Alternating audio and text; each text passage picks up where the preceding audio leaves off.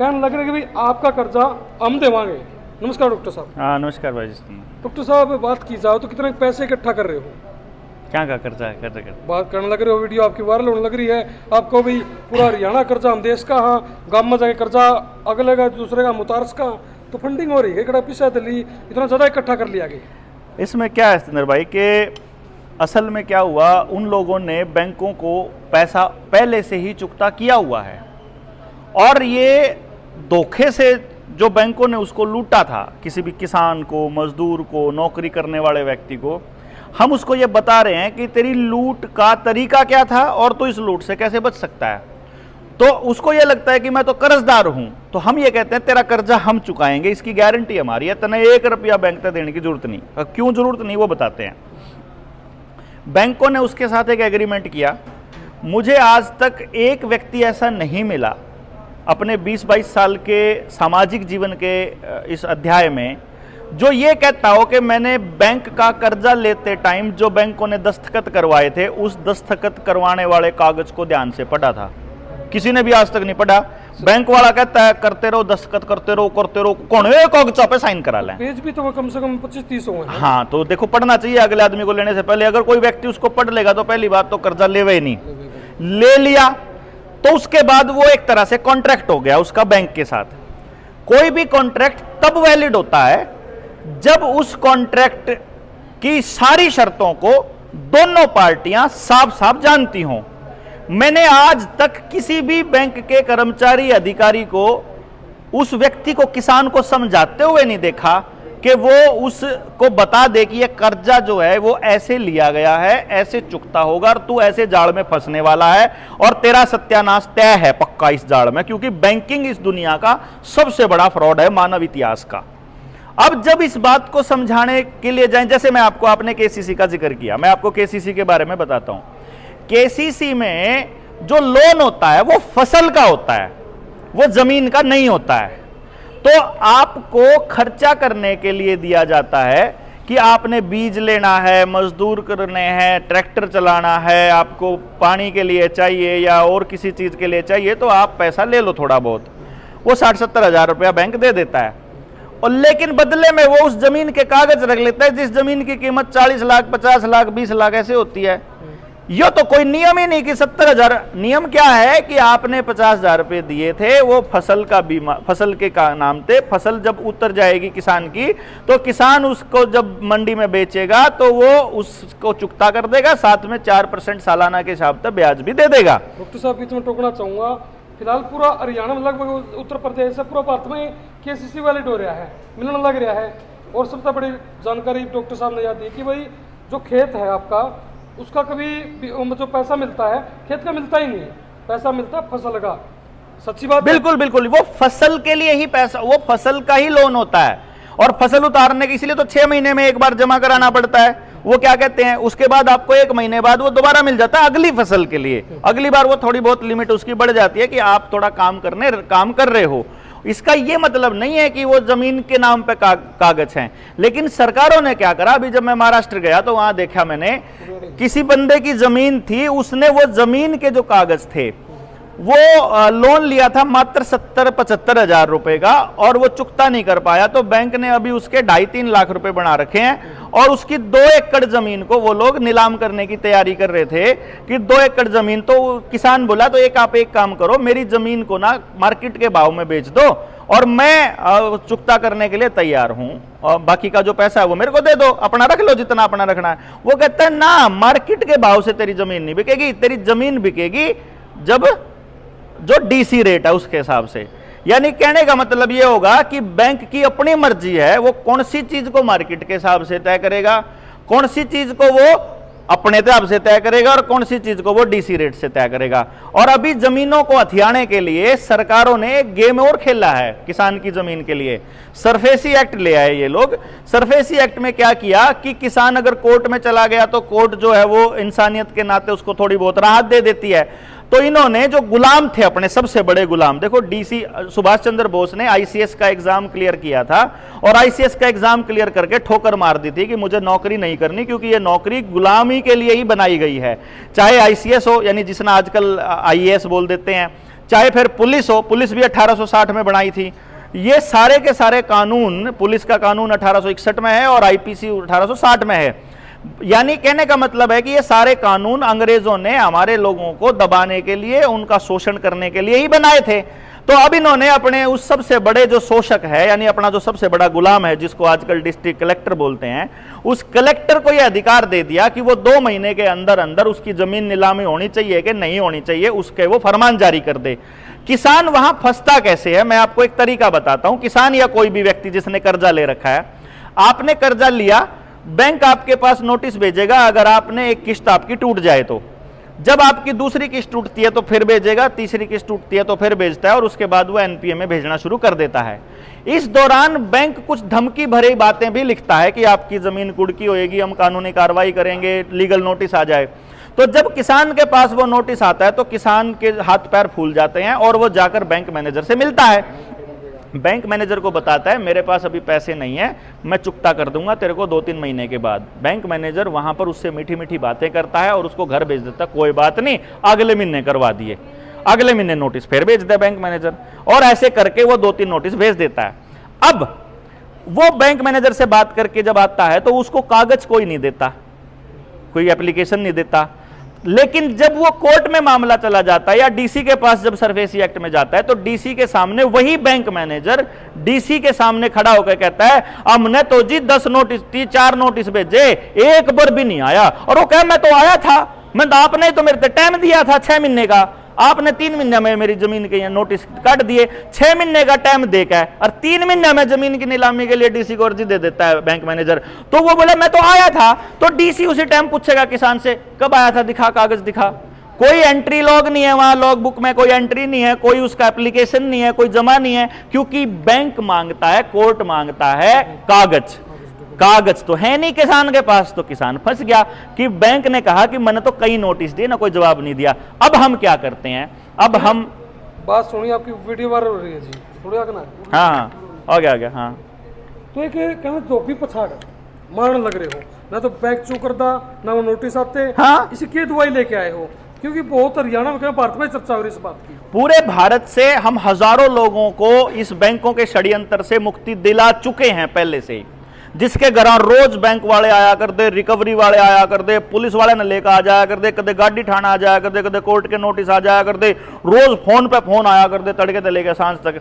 हम एक कागज भेजते हैं सिर्फ बैंक के पास, आवेदन डालते हैं हम और एक आरटीआई डालते हैं। हम उनको ये कहते हैं भाई साहब हम आपसे जो पैसा लिया था हमने तो वो वैध रुपया सोचकर लिया था, और वैध रुपए की तो ये वैल्यू होती है, और आपने तो हमको कागज के ये टुकड़े पर आ रखे हैं जिसके अंदर आपने गवर्नर का एफिडेविट ही बदला हुआ है। क्योंकि गवर्नर का जो पहले एफिडेविट है 1968 से पहले, उसके अंदर गवर्नर कहता है I promise to pay the bearer the sum of on demand. On demand उसके अंदर लिखा, जब वो चाहे the sum of rupees this at any office of issue, किसी भी बैंक शाखा से।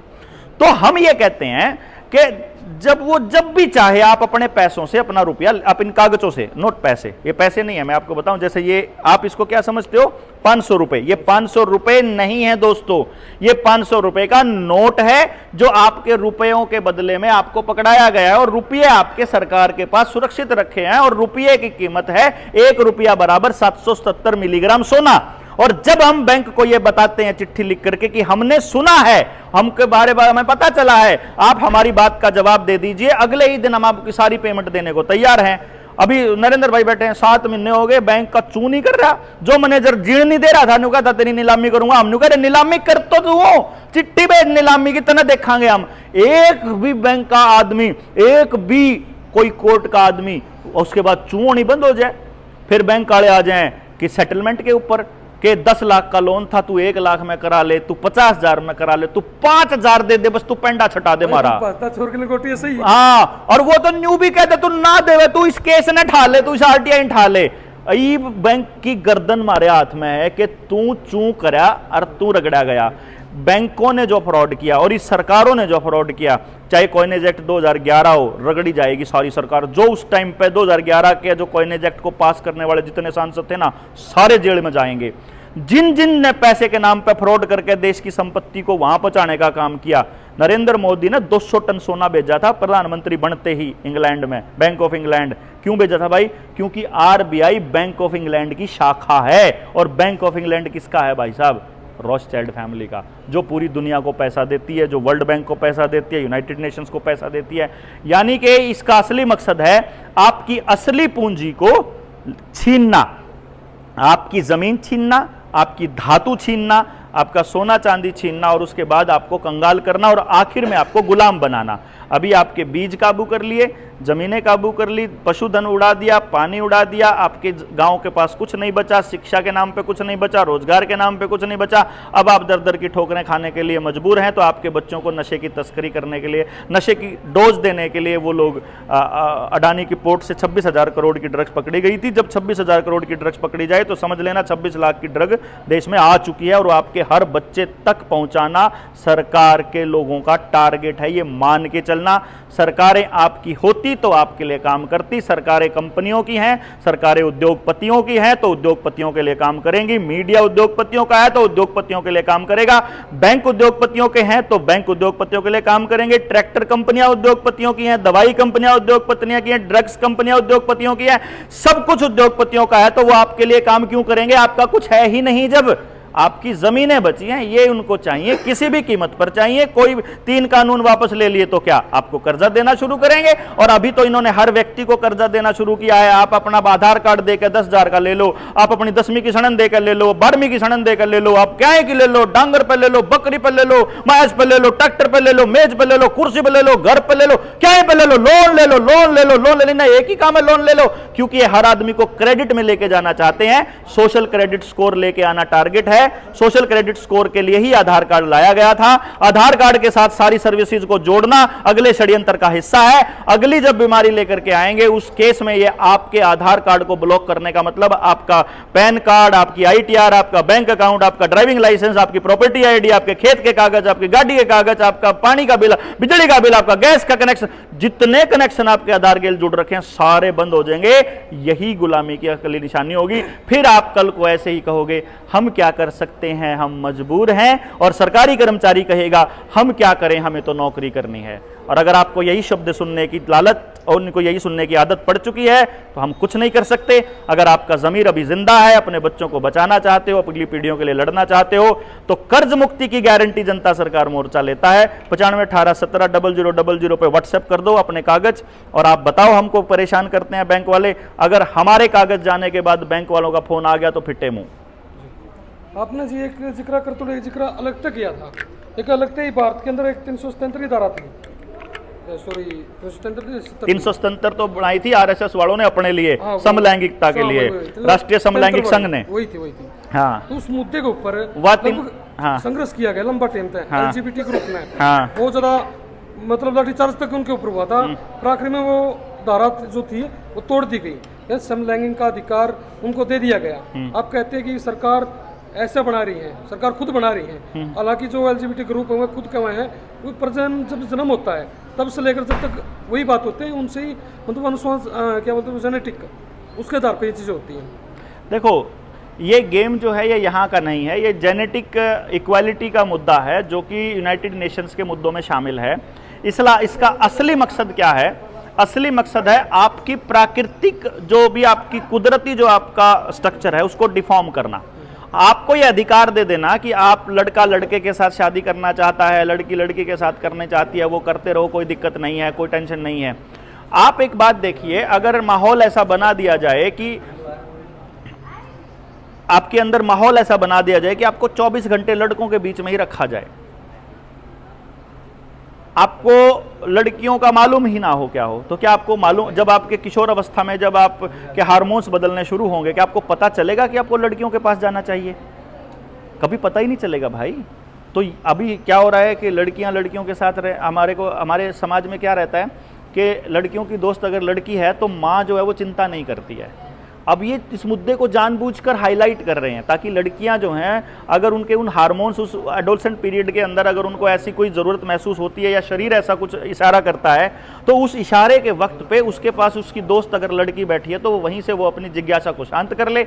उस जिज्ञासा को शांत कर ले तो उस वक्त में जिस तरह के विचार और जिस तरह की धारा बननी शुरू होती है वैसी बननी शुरू हो जाती है। तो असल में ये आपके बच्चों का कैरेक्टर असैसिनेशन का एक हथियार है जिसको पूरी योजना के तहत लाया जाता है। जैसे 5G के लिए था, 5G के बारे में अगर सच्चाई बताएंगे तो सारे के सारे चैनल जुड़ जाते हैं। अब इसके बारे में इसके कुछ नुकसान होंगे ऐसा कह करके जूही चावला को पैसे दे करके केस करवा दिया। जूही चावला के ऊपर 25 लाख का जुर्माना, वो 5G कंपनियों ने उसको पैसे दे दिए, दूसरे और पैसे भी देश के लड़ने का वो इसलिए दिए कि ताकि आप जैसा मेरे जैसा आदमी लड़ने के बारे में सोचे ही ना। इसी तरह से LGBT वाले मामले में अपने इन्हीं के आदमी खड़े होते हैं, इन्हीं के आदमी विपक्ष में, इन्हीं के आदमी पक्ष में खड़े होते हैं। यही लोग आंदोलन करवाते हैं और पैसे दे करके करवाते हैं ताकि पब्लिक के अंदर ये लगे कि इन लोगों ने वो किया था। विरोध का मतलब होता है जब देश का आदमी विरोध करे। चार मैं स्टेक होल्डर हूँ, मैं किसी चीज़ को गलत समझता हूँ, ये मेरे लिए जायज़ है, कोई बात नहीं, लेकिन मैं स्टेक होल्डर नहीं हूँ। स्टेक होल्डर मतलब अगर मेरे ऊपर उस बात का असर नहीं, जैसे मैं आज बच्चों की लड़ाई लड़ रहा हूँ, मेरा बच्चा बड़ा हो गया है, मैं रोज़गार की लड़ाई अगर लड़ूंगा, मुझे रोज़गार नहीं, मुझे सरकार की नौकरी नहीं करवानी अपने बच्चे, तो इसका मतलब मैं रोज़गार की बात ना करूं। मैं खेती नहीं करता हूं, ठीक है, मेरे फादर साहब खेती करते हैं, वो किसान की बात बोलने, उनके अंदर इतनी वो बाहर आकर के बोलने की उनकी अभी वो नहीं है, उम्र नहीं है, उनके पास वो तथ्य नहीं है, तो वो नहीं बोलेंगे। अब मेरे पास हैं और मैं उन तथ्यों के साथ अगर किसान की लड़ाई लड़ने लगूं तो क्या मुझे अधिकार नहीं है? LGBT की लड़ाई को तब जायज माना जाता, समाज उसके खिलाफ है या उसके साथ है, अगर समाज से लोग बोले होते। समाज तक तो ये बात को पहुंचने ही नहीं देते ना, समाज तक तो ये तब पहुंचाते हैं जब सारा कुछ कचरा हो जाता है, जब ये डिबेट को अपनी तरफ मोड़ने में कामयाब हो जाते हैं। जैसे अभी थोड़े दिन के बाद ये यूनिवर्सल सिविल कोड लेके आने वाले की प्लान कर रहे हैं, ये 24 के चुनाव का प्रोपेगेंडा है। इनका मकसद यूनिवर्सली आपको बराबर करना थोड़ी ना है। यूनिवर्सली बराबर करने का तो मतलब ये हो गया कि आपकी जमीनें छीन कर 40 एकड़ वालों की उनको छीन करके और गरीब आदमियों को बांटना है। इसका मतलब तो सबको गरीब या सबको अमीर बना दो। यूनिवर्सल सिविल कोड तो तब माना जाएगा। मेरी मान्यताएं, मेरे धार्मिक मान्यताएं, मेरी सामाजिक मान्यताएं, मेरा परिवार सब खत्म।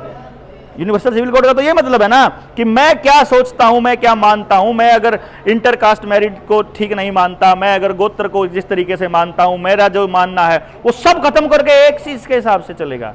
ये तो ये करना चाहते हैं और आपको समझ में नहीं आ रहा। आपको लगता है कि ये मुसलमानों के लिए करेंगे, मतलब आपके दिमाग में कचरा डाल करके अपना काम निकाल जाते हैं और आप उसमें उलझे पड़े रहते हो, आपस में ही भिड़ते रहते हो। एक बता से बात की जाए तो समाज में कानून एक तो लव मैरिज का पुराना टाइम तक है, एक लव इन रिलेशनशिप जो सबसे ज़्यादा कैर फिलहाल समाज में देखने मिलने लग रहा है, जिसमें कानून सुरक्षा देने लग रहा है। बच्चन छोड़ के जो पत्नियां हैं दूसरे से फरार होने लग रही है। क्या कुछ कहोगे? ये कानून मैंने आपको सही है कितना गलत? मैं आपको पहले ही बता चुका हूं भैया, सरकारें उद्योगपतियों की हैं, सरकारें जो हैं पुलिस उद्योगपतियों की है, पुलिस उन्हीं उद्योगपतियों के इशारे पर काम करती है। World economic forum, United Nations अंग्रेजों ने ही बनाई थी, उन्हीं के लिए काम करेंगी। ये कानून उन्हीं के हैं। समाज को अपने समाज की कमान, अपने नियमों की कमान दोबारा अपने हाथ में लेनी होगी। अगर कोई ट्राइबल इलाके में रहता है, कबीलों में रहता है, उसको अपने कबीले की मान मर्यादा और संस्कृति की रक्षा करने के लिए वहीं पर रह करके अपने नियम बनाने होंगे।